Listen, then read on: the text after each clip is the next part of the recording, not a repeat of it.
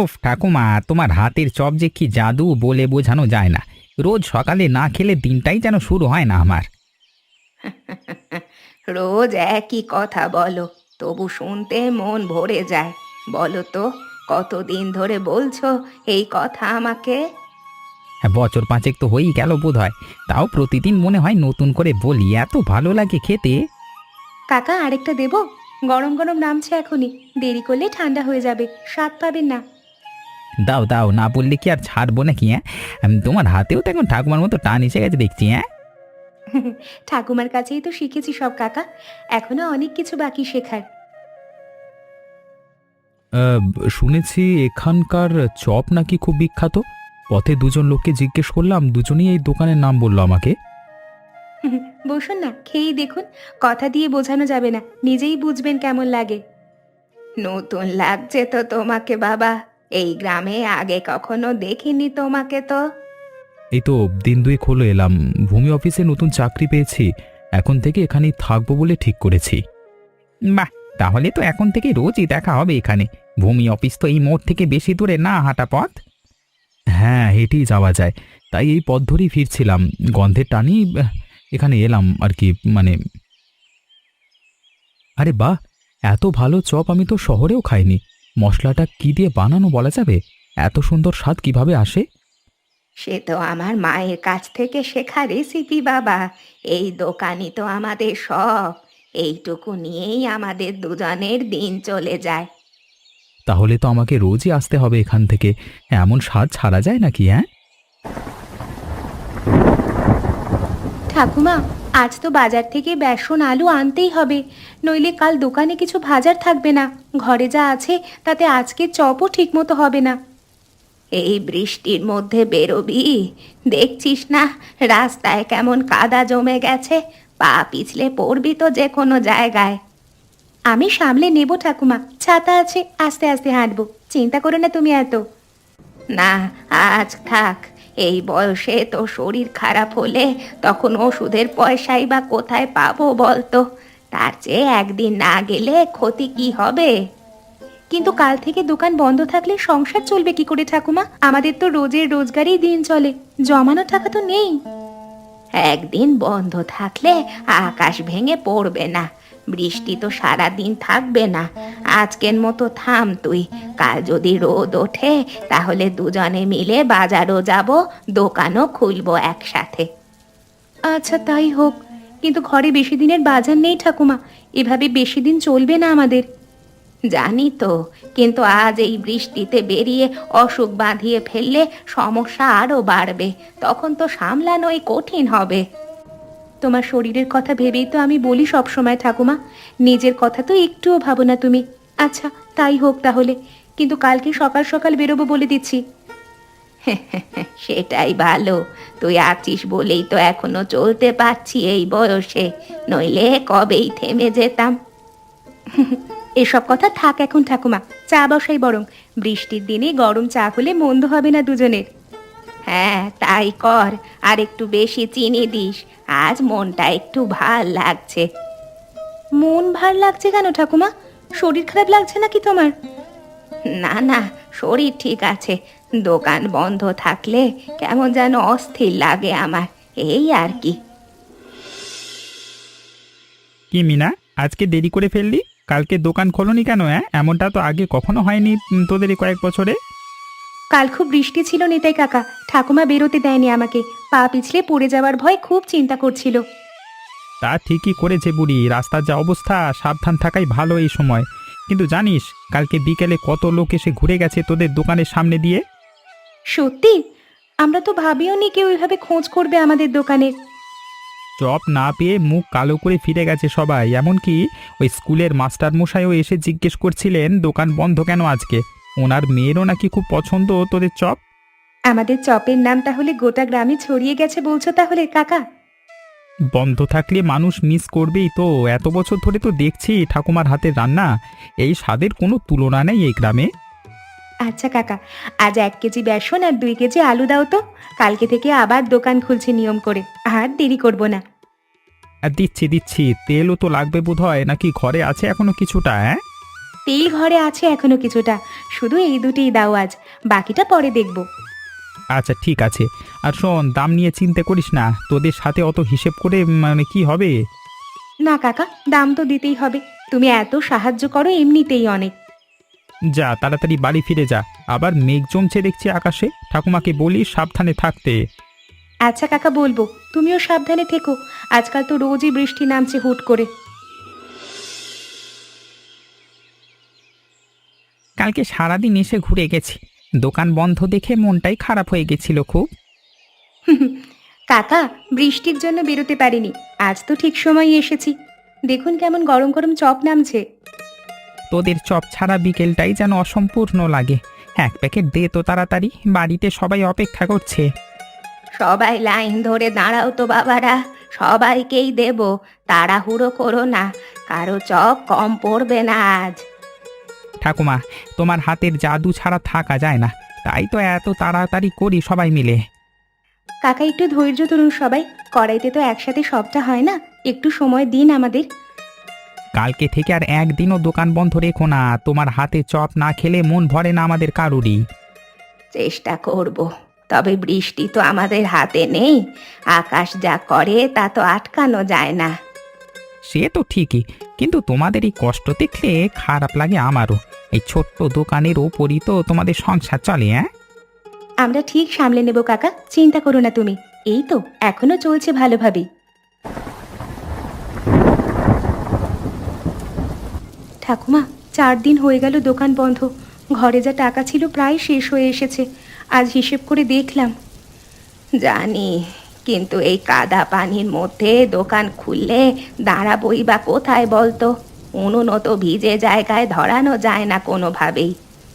তোমার ওষুধটাও তো আজ 3 দিন হলো ফুরিয়েছে ঠাকুমা, সেটা নিয়েও তো ভাবতে হবে এখন।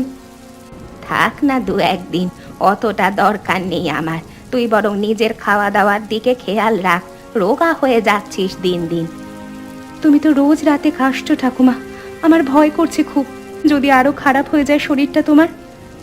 আমার জন্য এত ভাবিস না দিদি ভাই, এই বয়সে এসব একটু আধটু লেগেই থাকে, নতুন কিছু না। কিন্তু ততদিন কি খাবো আমরা বলো তো, চাল ডালও তো বেশি দিনের নেই ঘরে, কালকের পর কি হবে জানি না। একটা না একটা পথ ঠিক বেরোবে, দেখিস তুই, এভাবে বসে থেকে চিন্তা করে লাভ নেই। আমি জানি তুমি এসব বলে আমাকেই সান্ত্বনা দিচ্ছ ঠাকুমা, কিন্তু ভেতরে ভেতরে তুমিও তো চিন্তায় আছো, আমি বেশ বুঝতে পারি।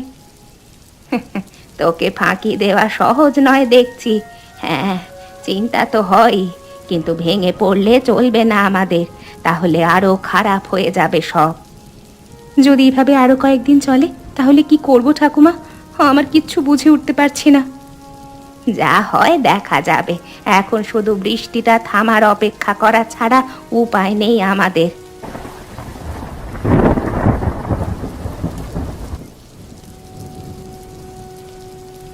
ঠাকুমা, গা যে পুড়ে যাচ্ছে তোমার, কাল রাত থেকে তো জ্বরটা বাড়ছে ক্রমশ, আমি এক্ষুনি ওষুধ নিয়ে আসছি, আর দেরি করা যাবে না। এই বৃষ্টিতে যাস না দিদি ভাই, আমি ঠিক হয়ে যাব, একটু জল খেয়ে শুয়ে থাকলেই সেরে যাবে দেখিস। না ঠাকুমা, আর দেরি করা যাবে না, তোমার শরীর এভাবে ছেড়ে দিলে হবে না, আরো খারাপ হয়ে যেতে পারে, যেভাবেই হোক আমি ওষুধ নিয়ে আসবই। তাহলে ছাতাটা নিয়ে যা অন্তত, ভিজিস না একদম, রাস্তাও তো পিচ্ছিল হয়ে আছে এখন। আচ্ছা ঠাকুমা, তুমি শুয়ে থাকো, নড়াচড়া করো না একদম, আমি এক্ষুনি ফিরছি, বেশি সময় লাগবে না। সাবধানে যাস। সেসব নিয়ে তুমি ভেবো না গো ঠাকুমা, আমি ব্যবস্থা করে নেব ঠিক, তুমি শুধু শুয়ে থাকো চুপচাপ। কাকা, ঠাকুমার জ্বর হয়েছে খুব, এই ওষুধগুলো লাগবে, কিন্তু হাতে টাকা নেই এখন, বাকি দেখি দেওয়া যাবে, পরে অবশ্যই শোধ করে দেব। এই দোকান তো আমার নয় মিনা, আমি এখানে চাকরি করি শুধু, মালিক অন্য কেউ আমার হাতে কিছু নেই। আমি তো 2-1 দিনের মধ্যেই শোধ করে দেব কাকা, ঠাকুমার শরীরটা সত্যিই খুব খারাপ, জ্বরে কাঁপছে সারা রাত ধরে। মালিকের কড়া নির্দেশ আছে, বাকি একদম দেওয়া যাবে না কাউকে, আমি চাইলেও এই নিয়ম ভাঙতে পারবো না, চাকরিটাই চলে যাবে তাহলে। তাহলে অন্তত একটু ছাড় দেওয়া যায় না, জ্বর কমার ওষুধটা অন্তত, বাকিটা পরে নেব না হয়। আমার হাত পা বাঁধা রে মা, ইচ্ছে থাকলেও আমি কিচ্ছু করতে পারবো না, বুঝতেই তো পারছিস আমার অবস্থা।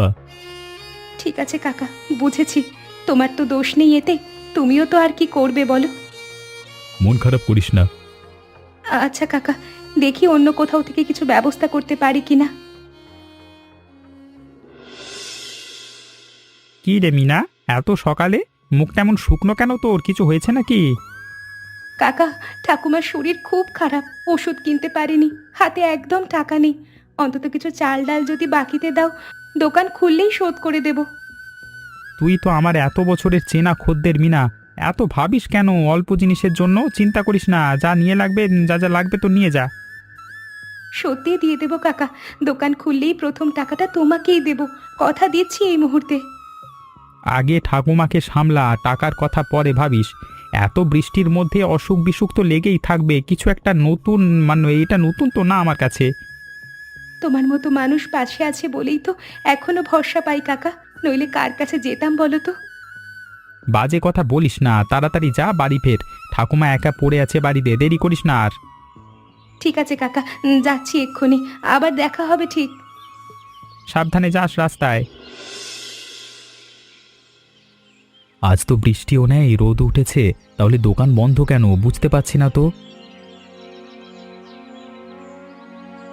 কি দাদা, চপ খেতে এসেছেন বুঝি? আজকে তো দোকান বন্ধ দেখছি, আমিও ভাবছিলাম কি হলো। হ্যাঁ তাই তো দেখছি, কিন্তু বৃষ্টি তো নেই আজকে, তাহলে বন্ধ কেন বুঝতে পারছি না ঠিক। হ্যাঁ শুনলাম ঠাকুমার নাকি শরীরের খুব খারাপ হয়ে পড়েছে, কয়েকদিন ধরেই ওদের অবস্থা ভালো যাচ্ছে না বলে জানি। সে কি, কতদিন ধরে এমন চলছে তাহলে? আমি তো কিছুই জানতাম না এতদিন। তা প্রায় দিন চারেক তো হবেই। এই টানা বৃষ্টিতে ওদের অনেক ক্ষতি হয়ে যাচ্ছে বলে শুনেছি লোক মুখে। ওদের বাড়িটা কোথায় বলতে পারবেন? একবার গিয়ে দেখে আসা দরকার, চিন্তা হচ্ছে আমার। ওই তো নদীর ধার ঘেঁষে ছোট্ট মাটির বাড়িটা, এই রাস্তা ধরে সোজা গেলেই পাবেন, খুঁজে পেতে অসুবিধা হবে না দাদা। ঠিক আছে, একবার গিয়ে দেখেই আসি তাহলে। এভাবে না জেনে ফিরে যাওয়াটা ঠিক লাগছে না আমার মনে। ভালো করবেন দাদা, ওরা দুজন মানুষ খুবই ভালো। সেটাই তো চিন্তার কথা, এমন মানুষদের কাছে গিয়ে খোঁজ নেওয়াটা তো আমাদেরই দায়িত্ব, তাই না? ঠিক বলেছেন দাদা, যান, আমিও একটু পরে গিয়ে দেখে আসবো ওদের। আচ্ছা তাহলে আমি এখনই যাচ্ছি। মিনা বাড়িতে আছো? আমি সুব্রত, ওই মোড়ের দোকানে চপ খেতাম তোমাদের। আপনি এখানে যে হঠাৎ? আসুন আসুন, কি মনে করে এলেন এত দূর? দোকান বন্ধ দেখে চিন্তা হলো, তাই চলে এলাম। হরিপদ কাকার কাছে শুনলাম ঠাকুমার শরীর খারাপ, সব ঠিক আছে তো তোমাদের? ভেতরে আসুন, দেখবেন ঠাকুমার জ্বর হয়েছে কয়েকদিন ধরে, খুব খারাপ অবস্থা এখনো। ঠাকুমা, আপনার কি হয়েছে? খবর পেয়ে চলে এলাম দেখতে। কিছু না, একটু জ্বর হয়েছিল কয়েকদিন। তুমি এলে কেন এত কষ্ট করে? কষ্টের কি আছে ঠাকুমা, কিন্তু দোকান তো কয়েকদিন ধরেই বন্ধ শুনলাম, শুধু কি অসুখের জন্য এমন হয়েছে? আসলে দোকানের নিচটায় বৃষ্টির পানি জমে পুরো কাদা হয়ে যায়, কেউ দাঁড়াতেই পারে না, ভেজা মাটিতে উনুনও ধরানো যায় না কোনোভাবে। এই সমস্যা কি রোজই হয় নাকি মাঝে মধ্যে শুধু বৃষ্টি হলে হয়? বর্ষার সময় প্রায় প্রতিদিনই এমন হয় দাদা, তার উপর এবার ঠাকুমাও অসুস্থ হয়ে পড়লেন, তাই দোকান একদমই খোলা হয়নি এতদিন। এই বয়সে শরীরটাও আর আগের মতো সাথ দেয় না বাবা, বৃষ্টি কাদায় দাঁড়িয়ে কাজ করা যে কি কষ্টে তুমি বুঝবে না। বুঝলাম, এভাবে চলতে থাকলে তো প্রতি বর্ষাতেই এই একই কষ্ট হবে তোমাদের প্রতিবার। কি আর করব বলুন, এভাবেই তো চালিয়ে নিতে হয়, আমাদের তো আর অন্য কোনো উপায় নেই এই মুহূর্তে। যতদিন শরীরে শক্তি আছে ততদিন চালিয়ে যাব, এছাড়া উপায় বা কি বলো তুমি? আচ্ছা একটা কথা জিজ্ঞেস করি, দোকানের জায়গাটা কি তোমাদেরই নাকি ভাড়া নেওয়া? না দাদা, ওই জায়গাটা আমাদেরই, ঠাকুমার বাবার আমল থেকে, শুধু বৃষ্টিতে পানি জমে যায় বলে সমস্যা হয় খুব। তাহলে তো ভালোই, নিজেদের জায়গা থাকলে কিছু একটা করা সহজ হয়ে যায়। কিন্তু বাবা, জায়গা থাকলেও তো টাকা লাগবে কিছু করতে গেলে, আমাদের তো সেটাই নেই হাতে। সেটা নিয়ে চিন্তা করো না ঠাকুমা, আগে তুমি সুস্থ হও, তারপর বাকি কথা বলছি। মিনা, একটা কথা বলি, দোকানটা যদি দোতলা করে ফেলা যায় তাহলে এই সমস্যাটা থাকবে না কোনো দিন। দোতলা মানে? আমাদের ছোট্ট দোকান, তাও আবার দোতলা? বুঝতে পারছি না ঠিক কী বলছেন। ওপরে একটা শুকনো জায়গা করা হবে, যেখানে চপ ভাজা আর লোকজনের বসার ব্যবস্থা থাকবে। বৃষ্টি যতই হোক ওপরে জল উঠবে না কখনো। নিচতলা বৃষ্টি কমলে কাজে লাগবে, খালি জায়গা হিসাবে ব্যবহার করা যাবে। তাহলে তো আর কাদা পানির জন্য দোকান বন্ধ রাখতে হবে না কোনো দিন। এই তো দারুণ বুদ্ধি। ঠিক তাই, বৃষ্টি এলেও তোমাদের রোজগার বন্ধ হবে না, আর ঠাকুমাকেও আর ভেজা জায়গায় দাঁড়িয়ে কষ্ট করতে হবে না কোনো দিন। কিন্তু দাদা, এত টাকা তো আমাদের হাতে নেই। বাঁশ, টিন, মিস্ত্রি সব মিলিয়ে অনেক খরচ হবে তো এতে। সেটা নিয়ে ভেবো না, টাকার ব্যবস্থা আমি করব, এটা নিয়ে তোমাকে চিন্তা করতে হবে না আর। না না, এতটা সাহায্য আমরা নিতে পারি না দাদা। আপনি তো আমাদের চেনেনও না ভালো করে, মাত্র কিছুদিনের পরিচয় আমাদের সাথে। চেনার জন্য অনেক বছর লাগে না মিনা, তোমাদের পরিশ্রম আর সততা দেখেই আমার ভরসা হয়েছে, এটাই আমার যথেষ্ট আমার কাছে। বাবা, আমরা এই ঋণ শোধ করব কি করে? আমাদের তো এত টাকা কোনোদিন হাতেই আসবে না এই জীবনে। ব্যবসা ভালো চললে যখন যেমন পারো তেমন ফিরিয়ে দিও, একটু একটু করে, এটাই শর্ত। তাড়াহুড়ো নেই কোনো এতে, ঠিক আছে? যদি ব্যবসা ভালো না চলে তখন কি হবে দাদা? আমাদের তো কোনো নিশ্চয়তা নেই দিতে পারার মতো। সেসব নিয়ে এখন ভেবো না, আমার বিশ্বাস আছে তোমাদের উপর। তোমাদের চপের স্বাদ আর পরিশ্রম দেখেই বুঝেছি এ ব্যবসা চলবে, ভালোই চলবে। ঠিক আছে দাদা, আমরা রাজি তাহলে। আপনার এই উপকার আমরা কোনো দিন ভুলব না, এই কথা দিচ্ছি। উপকার নয় মিনা, এটা তোমাদের পরিশ্রমের প্রতি আমার বিশ্বাস। কালকে সকাল থেকেই মিস্ত্রি ডাকিয়ে দেব, দেখবে কত তাড়াতাড়ি সব বদলে যাবে। হ্যাঁ ঠিক আছে দাদা, আমরা প্রস্তুত। যা যা দরকার বলবেন, আমরা করে দেব সব।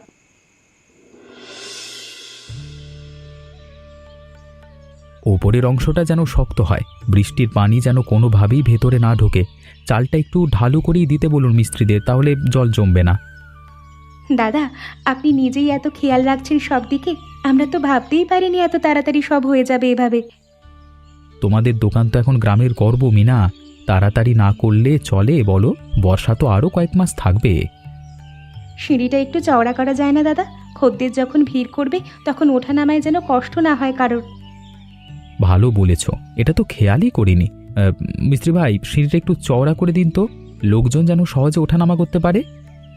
ঠাকুমাও তো এখন একটু সুস্থ হয়েছেন, শুনলে খুব খুশি হবেন এসব দেখে। ঠাকুমাকে বলো কয়েকদিনের মধ্যেই সব শেষ হয়ে যাবে, তখন নিজের চোখে নিজে এসে দেখে নেবেন।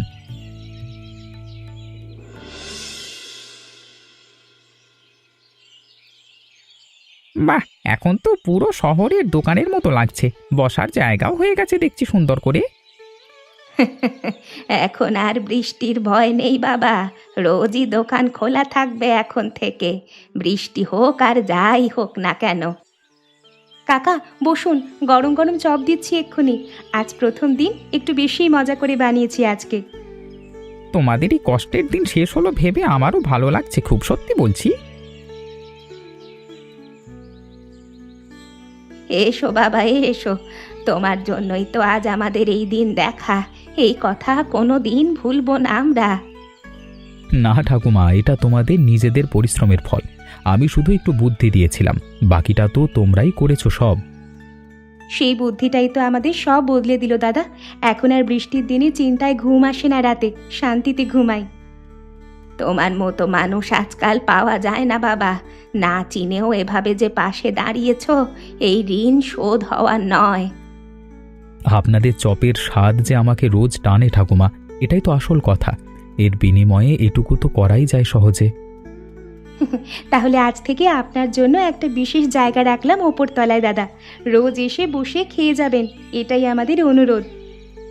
তাহলে তো আর কোনো দিন এই দোকান ছাড়া হবে না, আমার রোজই আসতে হবে দেখছি। সাবধান দাদা, একবারই চপের নেশা লাগলে আর ছাড়ানো যায় না, আমারই তো এই অবস্থা। তোমরা সবাই থাকলে তবেই তো এই দোকান জমে ওঠে বাবারা, তোমাদের ছাড়া এই দোকানের কোনো মানেই নেই। ঠাকুমা ঠিকই বলেছেন, আপনারা সবাই আছেন বলেই আমাদের এই দোকান আজ এত সুন্দর হয়ে উঠল।